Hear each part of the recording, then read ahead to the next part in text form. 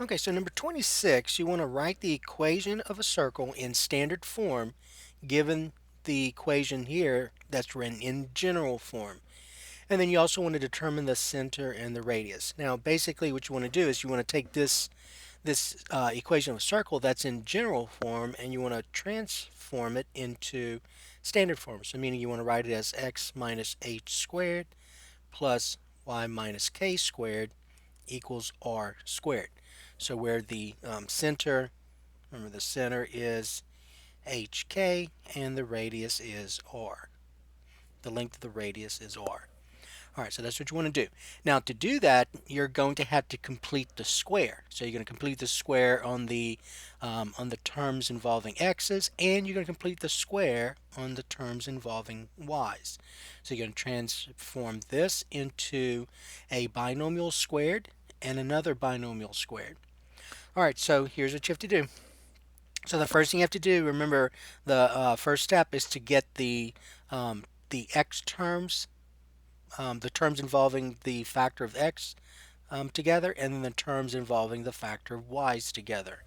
So basically, we're going to rewrite this as x squared, and then this term here has a factor of x, so it'll be plus 36x. Um, and then let's do the y's.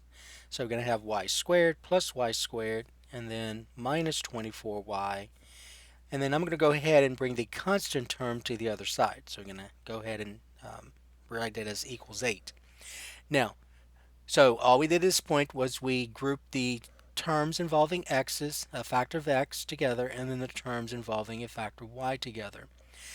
To convert, to transform this into the standard form, we're going to have to add a term to each of these groups so that the trinomial that results in both cases will be a perfect square trinomial, meaning that you could factor it as a binomial times itself.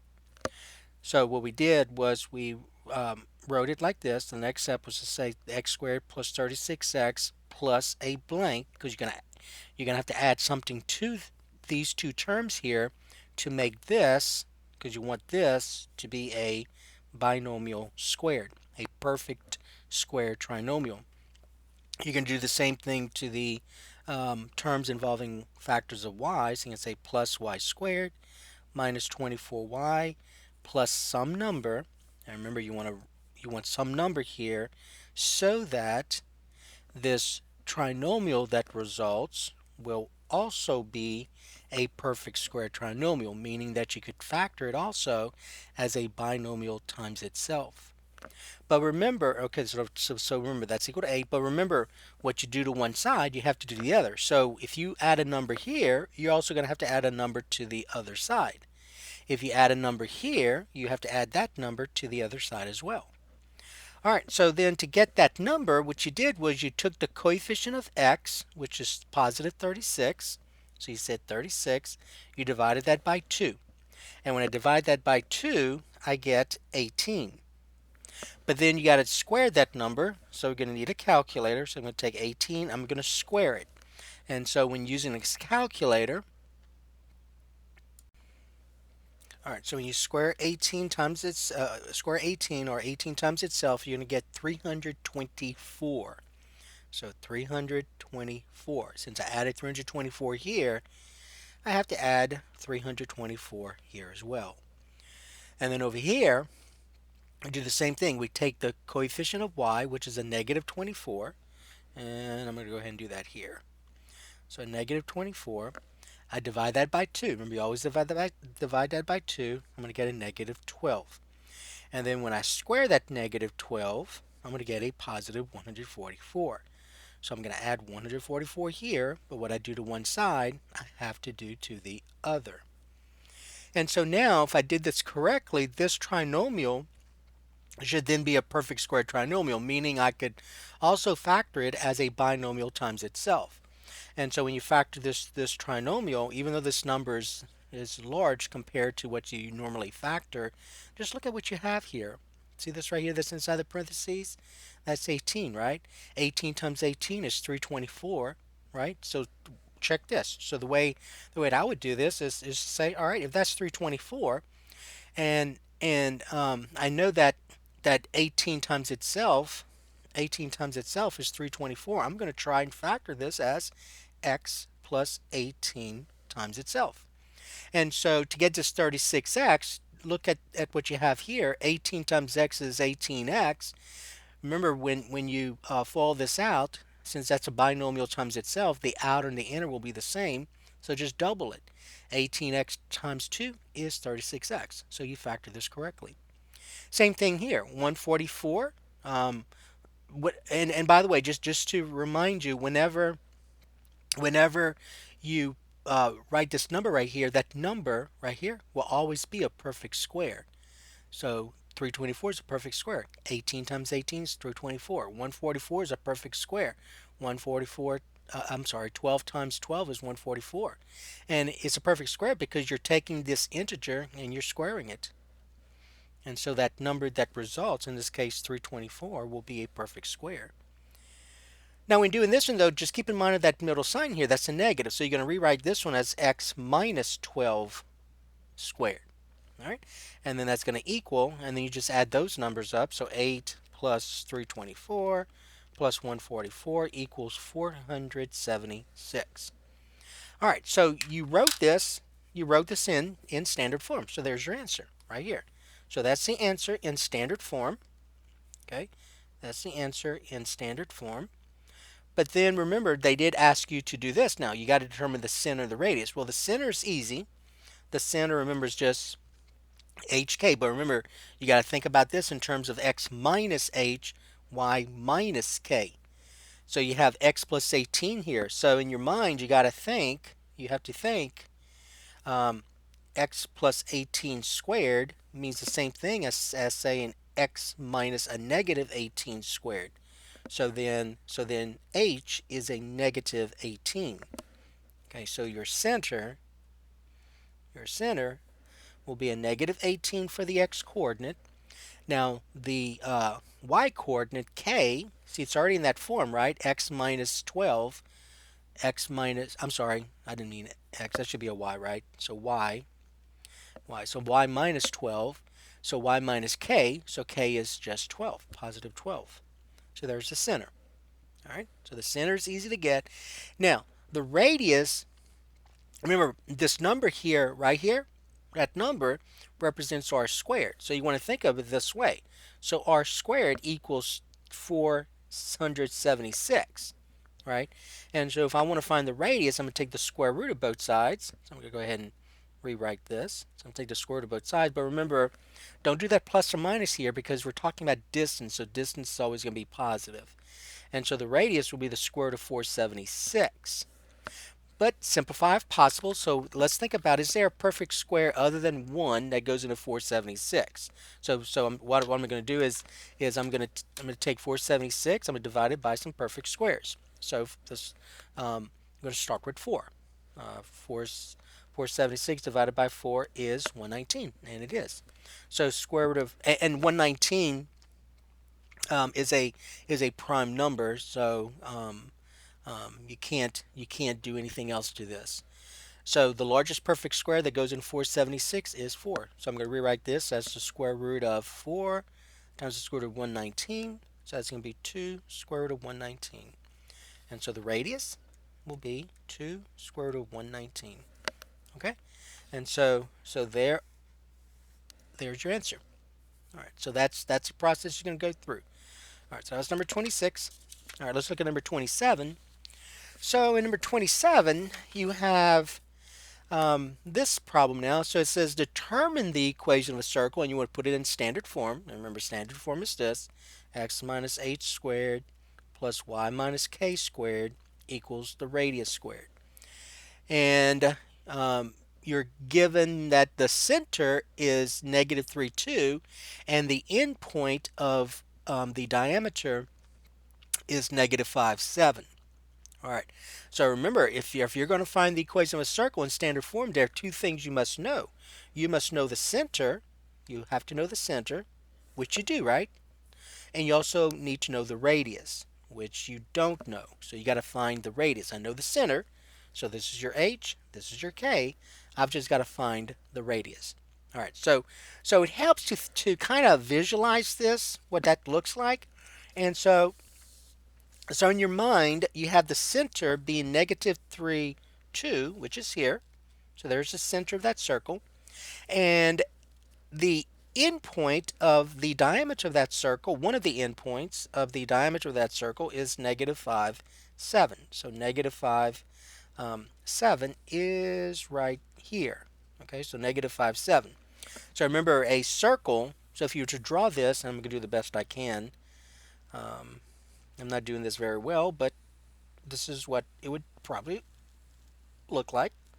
Okay, so there's my circle. And again, it's not drawn well. You remember the radii all have to be the same distance, but um, let's just use this as a visual aid. Okay, so remember a circle has an infinite number of diameters, right? Has an infinite number of diameters. You're told, and if I can draw a picture or draw one of the diameters. So here's the endpoint of one of your diameters. Here's the center. So basically, you're saying if I were to just draw this diameter right here. Oops. Draw this diameter right here.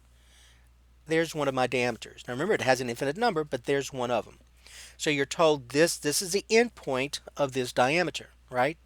And that endpoint is negative 5, 7, and that center is negative 3, 2. And what you want to do is to find the equation of the circle. You know the center, so there's your HK. The problem is you don't know the radius, so you got to find it. You have to find the radius. Now, there are a couple of things you could do. Remember, there are an infinite number of diameters, so there's an infinite number of ways that you could determine that calculation, that distance of the radius. But you only know one particular diameter, right? You don't know all the others.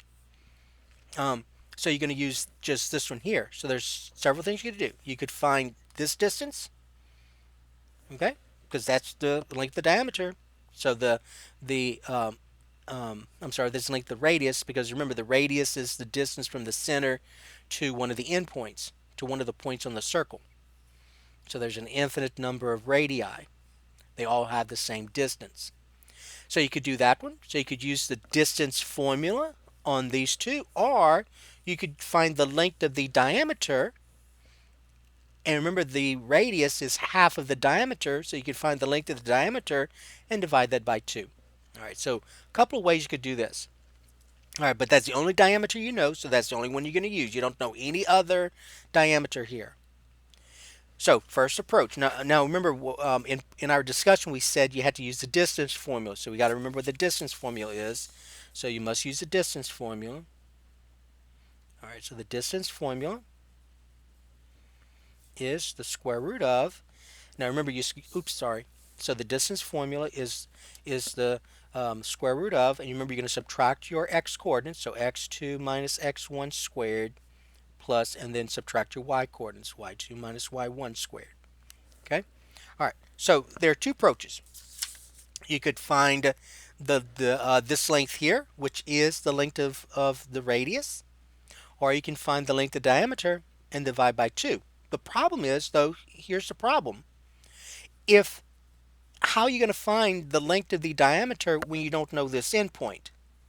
So I don't know that endpoint, right? I don't know this endpoint. So then you're thinking, well, if I don't know that endpoint, which if I did, then I'll be fine because then I could find the length of the diameter and divide it by 2. But the problem is I don't know that endpoint. So since I don't know this endpoint, then the only way, given this information, the only possible way you could find the length of the radius is to use the center and this endpoint right here. All right, so we're going to have to use these 2 points. So to find, let me just write like this. To find the length of the radius,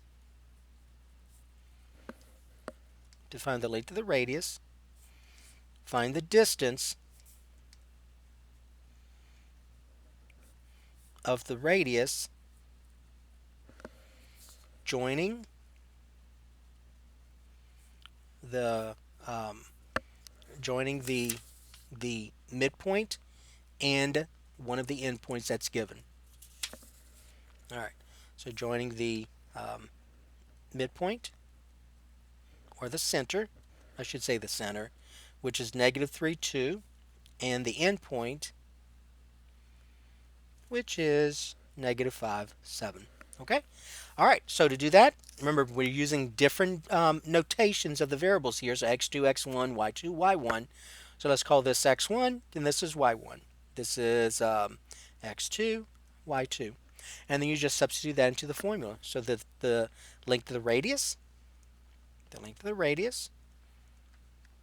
equals the square root of, all right, x2, which is negative 5, subtract x1, which is a negative 3.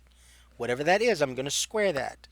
Plus y2, which is 7, subtract y1, which is 2. I'm going to square that as well. Well, remember, we got to simplify the radicand now. So negative 5 subtract a negative 3 means negative 5 plus 3, right? Plus, and then 7 subtract 2 we know is 5, so I'm going to square 5 at some point. Negative 3, negative 5 plus 3 is a negative 2, but if I got to square that, make sure you put that in parentheses, plus, and then 5 squared. I'm going to go ahead and leave that as 5 squared. All right, so now I'm going to square each of those numbers here. So negative 2 squared is a positive 4, plus 5 squared is 25, and so I get the square root of 29. So that's the length of the radius. So I'm going to take all this information now. So I now know the center. Well, I knew the center already, but I now know the length of the radius. I'm going to substitute that into the formula. So now the next thing you're going to do is you're going to substitute this information into the formula. Substitute this information into x minus h squared plus y minus k squared equals r squared. And so here we go. We're going to get x minus h, remember h is a negative 3, squared, plus y minus k, k remember is 2, squared equals r, which is square root of 29, squared. All right, now don't leave the answer like this. We've talked about the fact that you want to simplify this as much as possible. So you need to know that x subtract negative 3 means x plus 3. So you have to write it like that. And then y minus 2, leave it as y minus 2 squared, plus, and then you have to know that the square root of 29 times itself is 29, the radicand.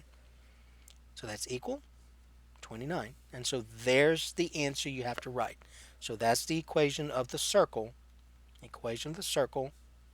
in standard form. All right. Okay, so that's the work you had to do. You had to use. Now notice it helps to have visualized this.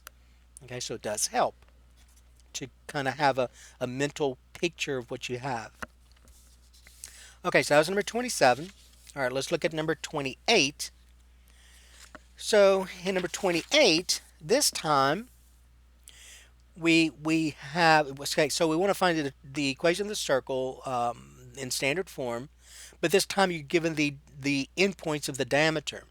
Okay, so remember our equation of circle in standard form is x minus h squared plus y minus k squared equals r squared. And so if I'm going to write the equation of the circle in standard form, I've got to know the center and I have to know the length of the radius. And in either case, I don't know either one. I don't know the center and I don't know the length of the radius. All I'm given is the endpoints of one of the diameters. So again, let's go ahead and visualize this. It does help. It does help to visualize this. And so on the test, I will have copies of this just in case you want to use it. So if you want to picture these things like I'm doing here to kind of help you understand what you're dealing with. All right, so let's go ahead then and actually use this. So I know that the endpoints of this circle I'm sorry, the endpoints of the diameter of one of the diameters of the circle is 4, -3, and -6, 1. So 4, -3 is right here. So that's one of them. And the other one is -6, 1, which is right here. Okay. So that right here, I'm going to go ahead and label these. So this is -4. Oops, I'm sorry. +4. +4, -3. And this one here is -6. Make sure, okay, -6, 1. So that's -6, 1. All right, and so what I've just, so if I connect those, remember that's the one of the diameters of this circle. Okay, and so I'm gonna do the best I can with drawing this circle. It's not gonna look very good, but oops, no, I already messed it up. But um, but it'll give you an idea. Um, and you really, to be honest with you, you really didn't have to draw it. See, I didn't draw a very good circle, did I? These radii are not the same length. But the point's this. So you know that this is the diameter of a circle, regardless of how bad the circle looks. You know that this is the one of the diameters of the circle. So so remember the diameter goes through the center of that circle, right? It goes to the center of that circle. So somewhere along this diameter is the center of the circle. Well, you know also that the center of the circle is in the middle, is the midpoint of this diameter. So if you say, I'm just going to kind of estimate, let's say the midpoint of that diameter is here. Well, that's going to be the center. All right. So once you find that center, then you're going to know this HK that you need. The other thing you have to find though is the length of that radius, the length of the radius. So in this case, you are given the both endpoints of one of the diameters. So you could, to find the length of the radius, you could find the length of the diameter and divide that by 2.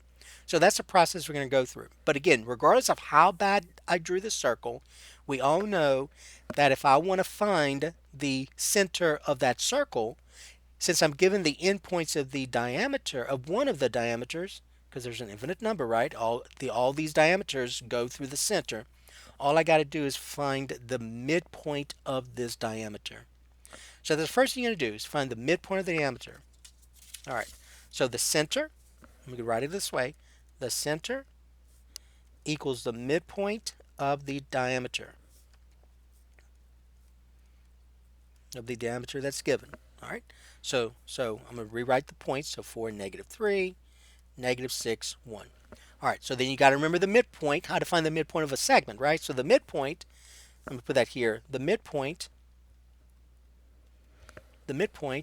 is where you add the x coordinates together and divide by 2, and you add the y coordinates together and divide by 2.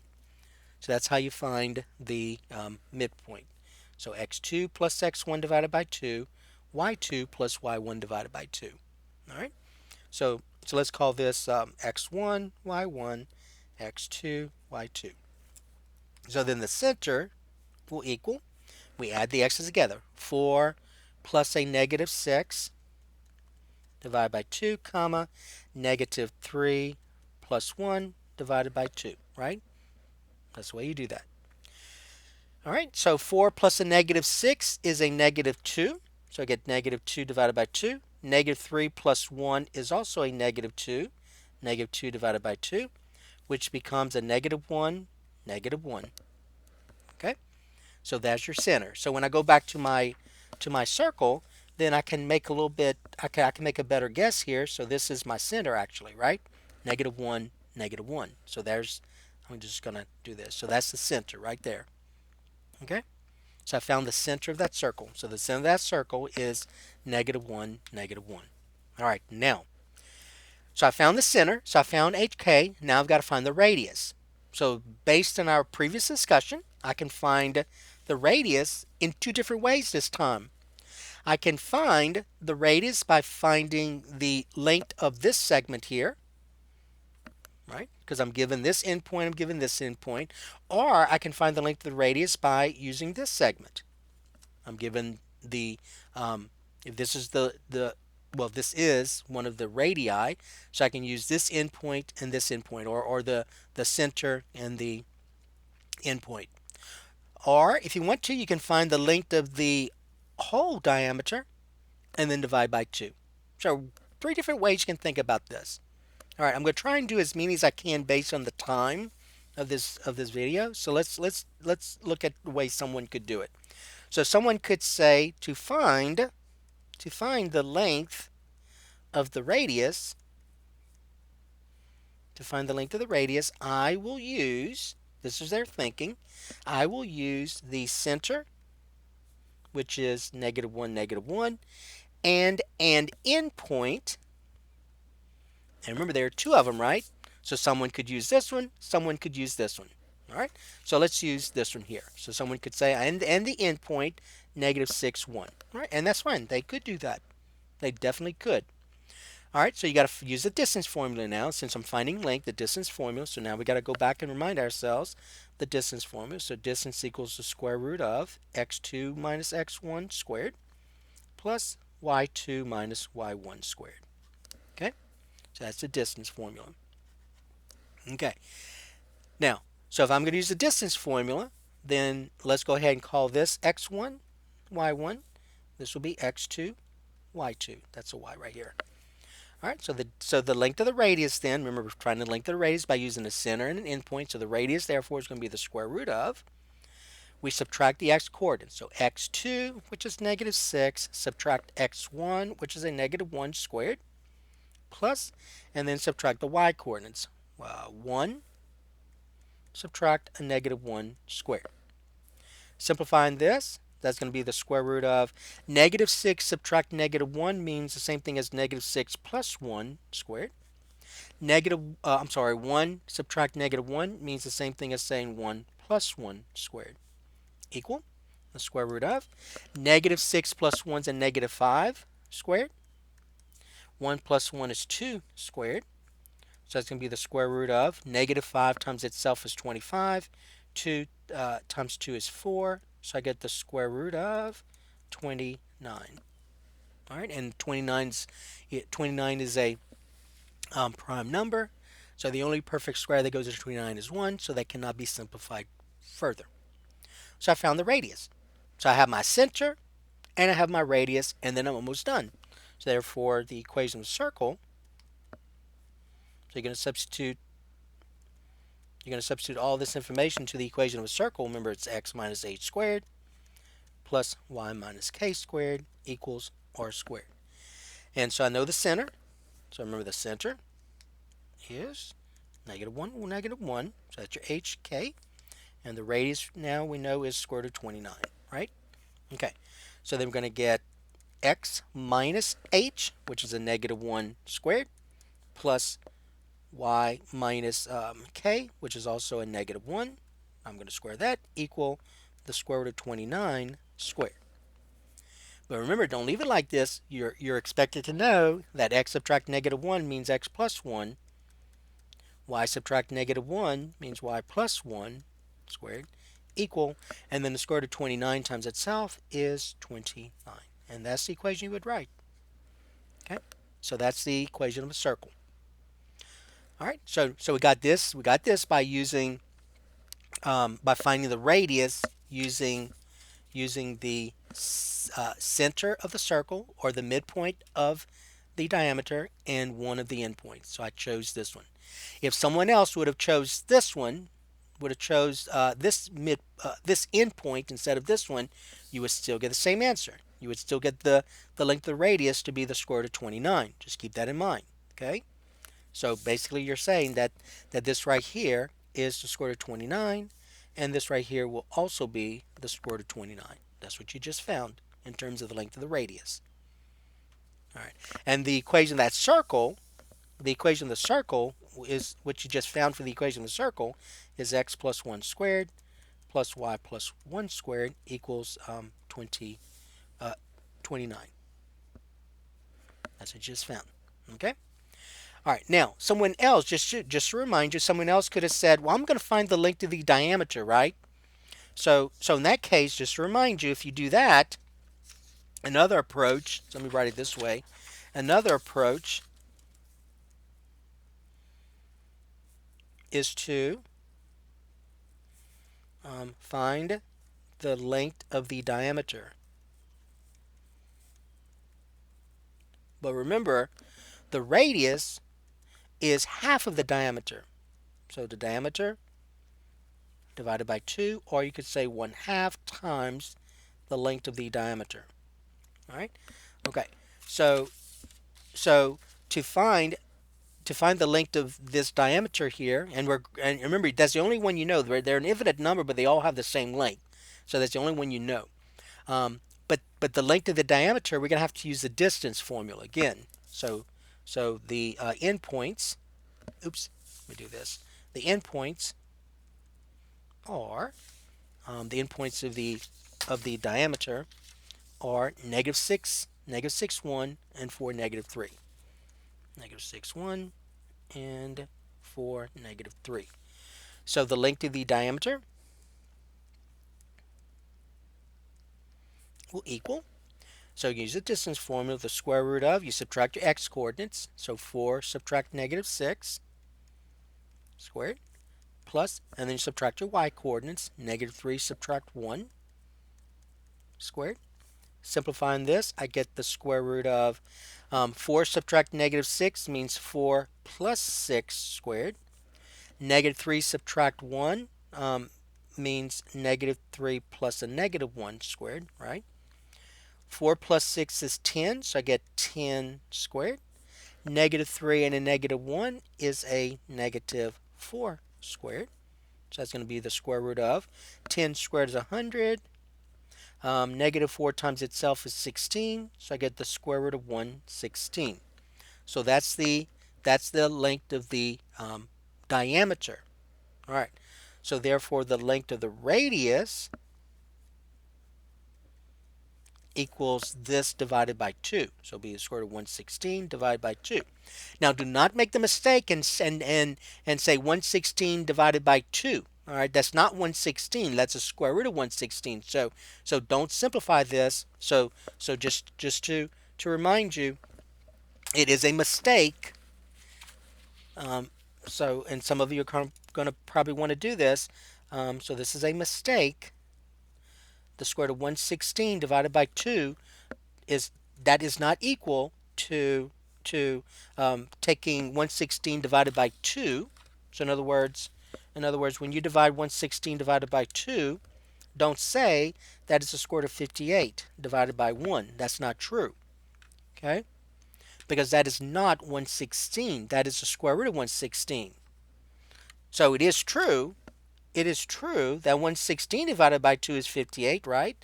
But the square root of 116 divided by 2 is not equal to the square root of 58. Those are not the same numbers. This is not 116. That's the square root of 116. So if you look at your calculator, you'll see that the square root, square root right here of 116 and then divide that by 2 is actually this. It is not the square root of 58. All right. So the square root of 116 divided by 2 is about 5.4. The square root of 58 is about 7.6. So you notice that those two numbers are not the same thing. All right. So be careful when you see something like this. The first inclination for some of you are going to want to be to simplify this because you see that 116 is even and 2 is even. But that's not 116. That's the square root of 116. All right. Okay, so you found the length of the radius. There's the length of the radius. Now, you may say, well, do I need to simplify that square root? Well, whenever you get to that point, let me just say this. Whenever you're finding the length of the radius and then you divide it by 2, don't simplify the square root at this point. Because you're kind of wasting, I'm not going to use the word waste, but you're spending some seconds here doing something that's not necessary. So at this point, don't simplify this at this point. And if you look at 116, I'm going to divide it by 2 to see. Okay, so 116, I'm going to divide it by 4. 4 is a perfect square. And you, if you wanted to, you could simplify the square root of 116 at this point, but you don't have to, because now what you're going to do is you're going to take this value right here and you're going to substitute into the formula. So this is what I'm saying. So now substitute all this information into x minus a squared plus y minus k squared equals r squared. So we know the center, right? The center we found earlier is negative 1, negative 1. So the center equals negative 1, negative 1. You found the length of the radius. And you may say, well, I'm confused because we have this doing this approach, but when we did the other approach right here, when we did this other approach, we ended up with the square root of 29. That is true. That is definitely true. And I'm trying to explain to you that the that square root of 29 right here, square root of 29 that we ended up using this approach, is the same thing as this right here. Is the same thing as saying square root of 116 divided by 2. Those are the same thing.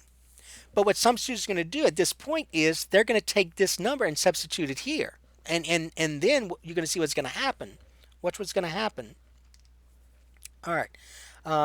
So the length of the radius we found to be the square root of 116 divided by 2. So we get x minus the negative 1 squared plus y minus a negative 1 squared equals, and then the square root of 116 divided by 2 squared. Okay? All right, now, simplifying this, we get x plus 1 squared plus y plus 1 squared equal, all right, now watch. I'm squaring 116 divided by 2, right? Square root of 116 divided by 2 times itself. Well, the square root of 116 times the square root of 116 is 116. 2 times 2 is 4, and then when you simplify that, watch, 116 divided by 4 equals 29. So this right here is now 29, and that answer is the same thing as the one you got in the previous approach right here. See that? 29, 29. All right. So that's the two different approaches you could use. So with this problem, to find the length of the radius, you could have found this distance here or that distance. And that's usually what most people will do. But I'm going to say this, though. It is usually safer. It is safer to find the length of the diameter. And the reason I'm saying that is you could have made a mistake and found the wrong center. So not only is your center incorrect. Oops, using the wrong problem. No, this is the right problem. So not only is your let me go back. Let's see. Hold on. All right. So what I had to do is I had to go back and make sure I was using the right problem. So this is number 27. This is our equation of the circle. It just so happened that 29 here is the same thing as the equation we had here in terms of 29. Okay, so what I was gonna say was that in both situations the equations are the same no matter what approach you took. Okay, it depended on whether you wanted to in terms of the length of the radius. It depended on whether you want to use the center and this endpoint, or the center and that endpoint, or the length of the diameter. What I was saying, though, was that it's safer to find the radius using the length of the diameter, because you could have made a mistake with the center. And so if you make a mistake here and then use that wrong center, then your radius is going to be wrong. So to be on the safe side, I would go ahead and use the diameter to find the length of the radius instead of the center, because you could have made a mistake with the center and then your radius would be wrong. Okay? All right, so just keep that in mind. But if you know for certain, if you know for certain that your center that you found is correct, you did not make an error, then then by all means you can use this length here to find the length of the radius, or this length here to find the length of the radius. All right, so that was number 28. Okay, let's look at number 29. All right, so 29 is where we now have a system, and you're asked to let me move all this away. You're asked to find the solution to the system. Now, always read the directions. The direction says use substitution. Now, for us, when I'm going to ask you to use substitution, I will make sure that one of the equations has at least one variable with a coefficient of 1. And so therefore you can recognize right away which one you're going to use to solve for that variable. So if you look at both of those equations here, the only equation where the coefficient of one of the variables is 1 is this one, is the top one, and that's y. So what you want to do, since I'm using substitution, is to get this top equation and then solve for y. And so when I do that, when I take that top equation, which is this, and I solve for y, I'm going to have to add 5x to both sides, right? So you get y equals 5x minus 7. So once you get that variable by itself, then you take that expression and you substitute that into the other equation in place of y. So right here, I'm going to take, in place of this y right here, I'm going to substitute 5x minus 7. So then I get negative 3x minus 2 times, in parentheses, 5x minus 7 is equal to negative 12. And so then distributing, and remember, you got to show the work. Some of you, for some reason, you'll show this and then you'll say x equal a number. Well, I don't know where you got that solution from when I don't see the work. So you can lose points. All right, so I get negative 3x.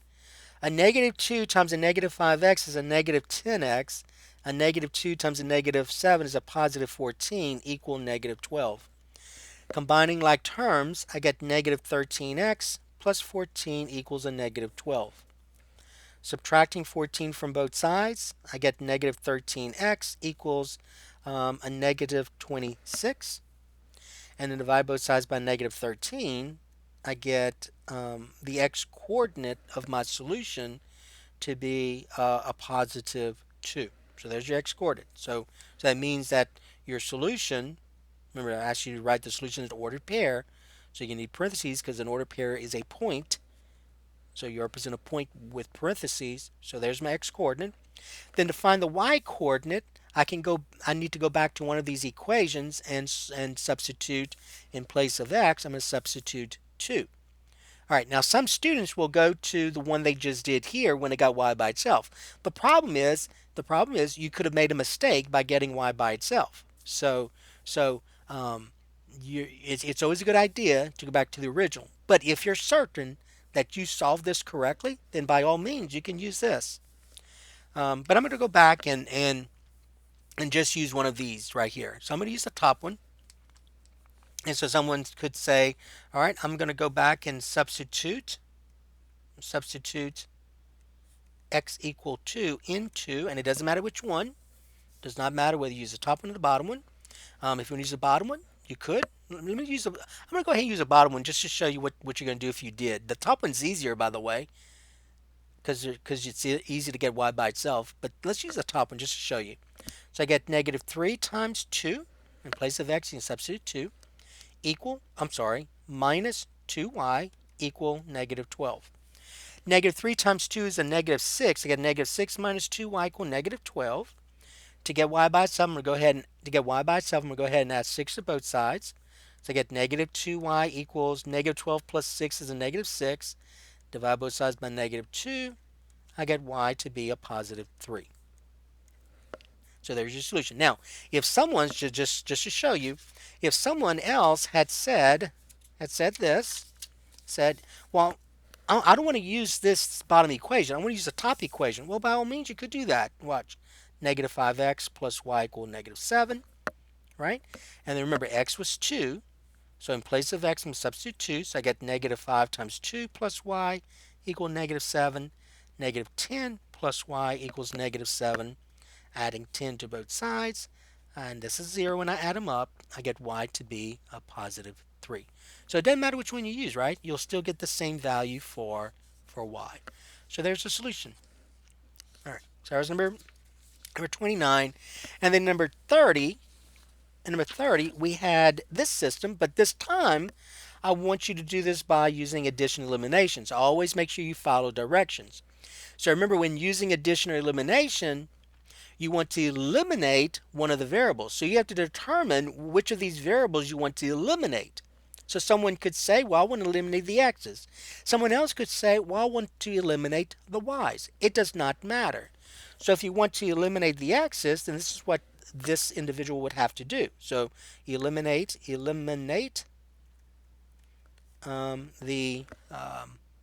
x.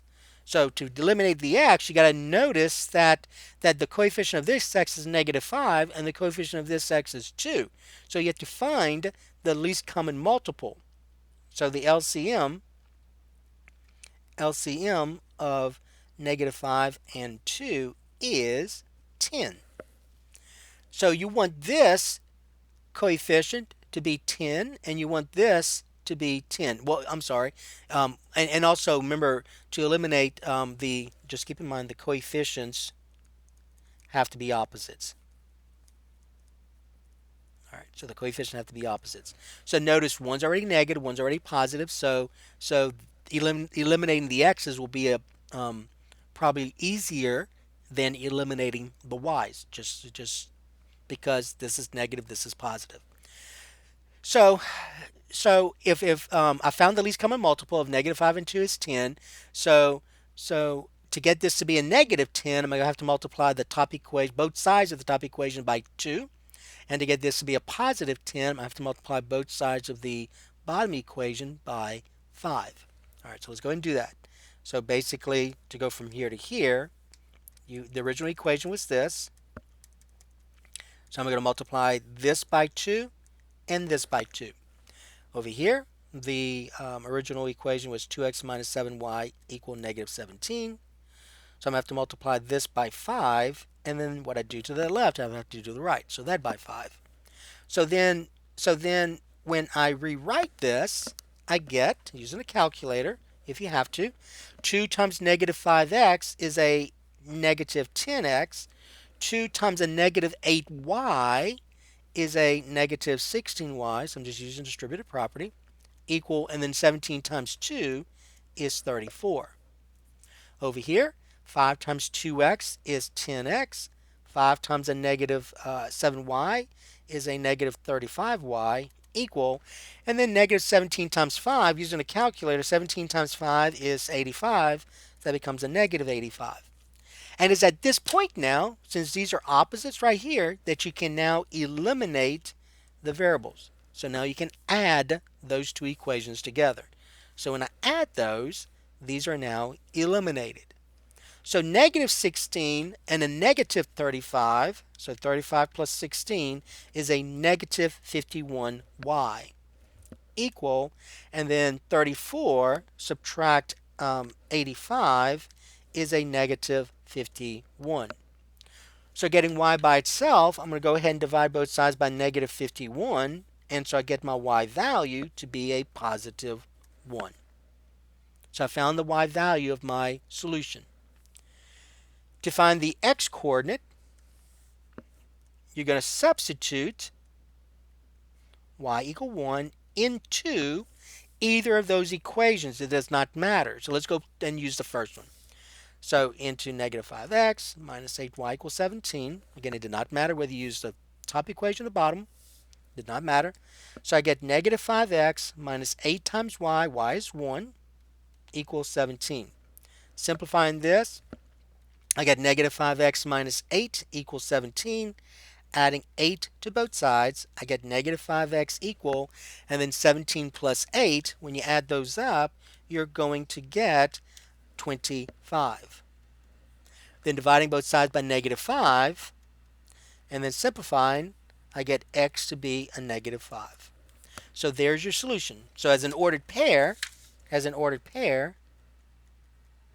going to say x, y. So x is negative 5 and y is 1. Okay? Now, you can always check, right? So if you have time on a time test or a time quiz, it's always a good idea to check. So let's go ahead and check. You don't have to, but it is a good idea to do so. So I'm saying that negative 5, 1 is a solution to the system, meaning that if I substitute in place of x, if I substitute negative 5, and in place of y, if I substitute 1, both of those equations will be true at the same time. So let's just check the first equation and the second. So in place of x, I'm going to substitute negative 5. In place of y, I'm going to substitute 1. So I have negative 5 times negative 5 minus 8 times 1, and I want to see if that side is going to be equal to 17. Negative 5 times negative 5 is 25. So and 25 minus 8, and 25 minus 8 is indeed equal to 17. Now we do the other equation, which is 2x minus 7y equal negative 17. That was the other one. So in place of x, I substitute negative 5. In place of y, I substitute 1. So 2 times negative 5 minus 7 times 1. I want to see if that's going to equal negative 17. 2 times negative 5 is a negative 10, and negative 7 times 1 is a negative 7, and negative 10 and negative 7 is a negative 17. Okay? All right. Now, just to remind you, remember, when solving this system by addition elimination, it did not matter whether you eliminate the x or eliminate the y. The person that wanted to eliminate the x, this is what they would have done. Someone else, if they wanted to eliminate the y, just to show you, I'm just writing the equation, the system over. So if you want to eliminate the y, you would have to say that the least common multiple is, so the least common multiple of negative 8 and 7, so negative 8 and 7 is going to be 56, right? Okay, now here's the thing though. So also remember that so if you're going to eliminate the y's, then you have to make sure that the coefficients are opposites. Well, they're both negative. So when I eliminate the y, I'm going to have to multiply one of those equations by a negative number, since they're both negative. All right, so let me just kind of show you what to do. So I'm rewriting those equations over. Negative 5x minus 8y equals 17. 2x minus 7y equal negative 17. So if you want to eliminate the y's, then you could, remember, you want the coefficient of y to be 56. So negative 8 times 7 is going to be 56, right? So you multiply both sides by 7. Same thing here. Negative 7 times 8, right, like this. And that's going to be negative 56. But you got to keep in mind, that doesn't help me really, because both of those coefficients are still negative.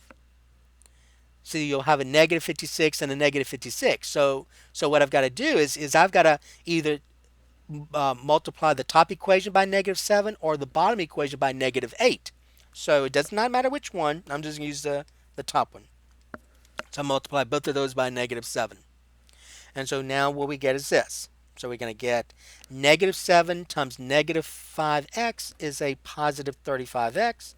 A negative 7 times a negative 8y is a positive 56y equal, and then use your calculator with this, 17 times 7, negative 7, is going to be a negative 119.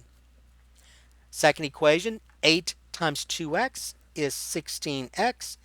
8 times a negative 7 is a negative 56y equal, and then 17 times 8, a negative 17 times 8, and that's going to be a negative 136. Now notice that these coefficients of y's are opposites, so now you can add those. And when I add those, these are now eliminated. And so you get 35x plus 16x, 35 plus 16 equals 51x equal, and then adding those, 119 and 136, they're both negative, so that's going to be a negative 255. Dividing both sides by 51, and then simplifying, I get x to be a negative 255. Negative 255 divided by 51 will be a negative 5. And remember, that's that same one you had here. Okay, on the using that other approach. So negative 5. So I found the x coordinate of my solution. Now I got to find y. So to find y, you're going to go back to either one of those equations. Does not matter which one. I'm going to go to the bottom this time, and you're going to substitute in place of x. You're going to substitute negative 5. So I get 2 times negative 5 minus 7y equal negative 17. So that's negative 10 minus 7y equals negative 17. Adding 10 to both sides, I get negative 7y equals a negative 17, and 10 is a negative 7. Divide both sides by negative 7. I get y to be a positive 1. And so again, it does not matter. You still get the same answer, right? You get the same answer. So it does not matter whether you eliminate the x's or eliminate the y's. Does not matter. Okay. All right. So that is the key to the solutions, rather, to problems 26 through 30.